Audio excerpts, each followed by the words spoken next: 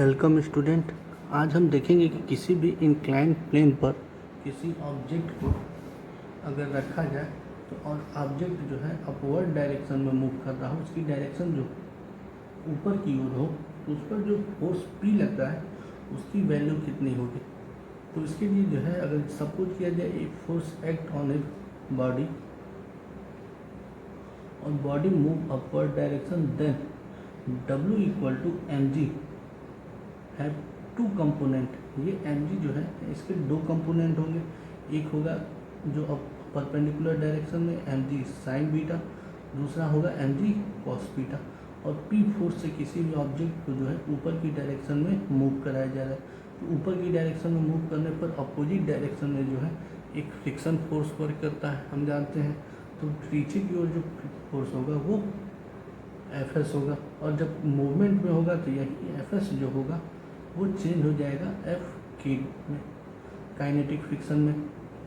तो इस तरीके से हम कह सकते हैं कि जब ऑब्जेक्ट जो है इस पोजीशन पर इंक्लाइंड प्लेन पर होता है और ऊपर की डायरेक्शन में फोर्स लगाया जाता है तो दो कंपोनेंट जो R होगा वो किसको बैलेंस करेगा, mg cos बीटा को। So R equal to mg cos beta and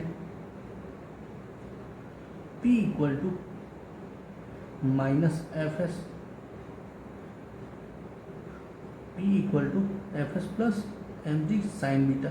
P जो होगा वो जो है काइनेटिक फ्रिक्शन को और जो है परपेंडिकुलर डायरेक्शन में मास को जो है बैलेंस करेगा। तो इस तरीके से हम कह सकते हैं कि R equal to mg cos beta और mg sine beta component act downward. जो mg साइन बीटा है वो किधर की ओर वर्क करेगा, वो डाउनवर्ड डायरेक्शन में होगा। अब यहाँ पर जो है रिजल्टेंट फोर्स अगर हम निकालते हैं कि रिजल्टेंट फोर्स कितना होगा, तो ये कहा जा सकता है कि जो है इन दोनों का रिजल्टेंट फोर्स जो होगा P माइनस, इसकी डायरेक्शन कैसी है माइनस में, तो minus Fk and minus mg sine beta. इसी तरीके से जब हम निकालेंगे, अगर ये कह दें कि जो रिजल्टेंट फोर्स है वो ये F resultant force equal to होता है ma, तो यहाँ पर जो है P minus Fk minus mg sine beta equal to ma। और यहाँ पर हम जानते हैं कि काइनेटिक फ्रिक्शन जो होता है उसका फार्मूला होता है म्यू के इंटू आर। इसे जो है म्यू के इंटू आर, और इसी तरीके से आर जो है बैलेंस कर रहा है mg cos बीटा को, R equal to mg cos beta. और Fs जो है वो हम जानते हैं कि Fs इक्वल यहाँ पर Fk equal to mu k R होता है, R equal to mg cos beta. तो यहाँ पर जो है Fk equal to mu k mg cos beta.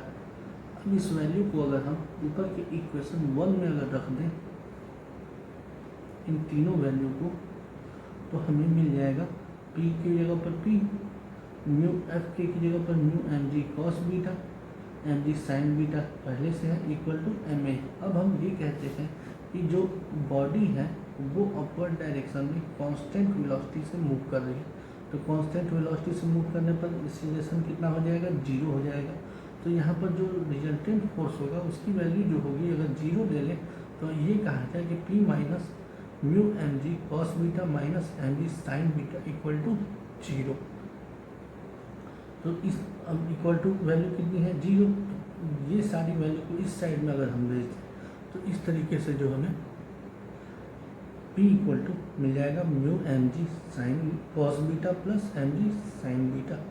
और ये कहा जाए कि अगर बॉडी में डिस्प्लेसमेंट जो हो रहा है अपवर्ड डायरेक्शन में s डिस्प्लेसमेंट हो रहा है, तो इस तरीके से s डिस्प्लेसमेंट होने पर जो वर्क होगा वो W इक्वल टू हम जानते हैं फोर्स इंटू डिस्प्लेसमेंट हमारा फार्मूला होता है। तो इस तरीके से कह सकते हैं कि यहाँ पर P की वैल्यू रख ली जाए तो mu mg cos beta plus mg sine beta into s हो जाएगा। तो इस तरीके से हम देखते हैं कि कैसे जो है किसी भी ऑब्जेक्ट में ऊपर की डायरेक्शन में जो रिजल्टेंट जो फोर्स लग रहा है वो कितना लगता है, उसको फाइंड करने का तरीका क्या होता है। इसी तरीके से जब ऑब्जेक्ट जो है हमारा P कितना लग रहा है, अगर उस पर वर्क डिस्प्लेसमेंट एस हो तो कितना डिस्प्लेसमेंट होता है, तो इस तरीके से हम इसको फाइंड कर सकते हैं। अगर इस पर एक छोटा सा हमें क्वेश्चन देखना हो तो ये कहा जाए कि एक इंक्लाइन प्लेन पर 30 डिग्री पर कोई बॉडी रखी गई है। इस तरीके से एक क्वेश्चन सपोज कर लेते हैं हम, एक बॉडी रखी गई है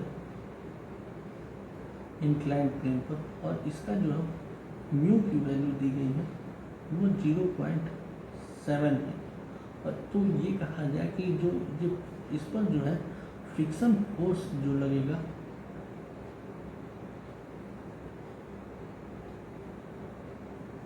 जो बॉडी है वो स्टैटिक ऑब्जेक्ट पर मूव नहीं कर रही है, इस पर रखी गई है और यहाँ पर जो है फ्रिक्शन, ये बॉडी जो है नीचे की डायरेक्शन के लिए आना चाह रही है, तो यहाँ पर ये कहा जाए कि फ्रिक्शन फोर्स जो होगा इधर की ओर होगा और इस पर रखा गया है बॉडी पर, तो इस पर फ्रिक्शन फोर्स की वैल्यू कितनी होगी यही हमें फाइंड करनी है।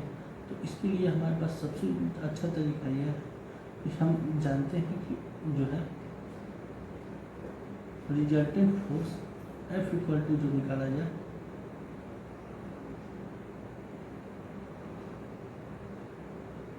तो F इक्वल टू हमारे पास हो जाएगा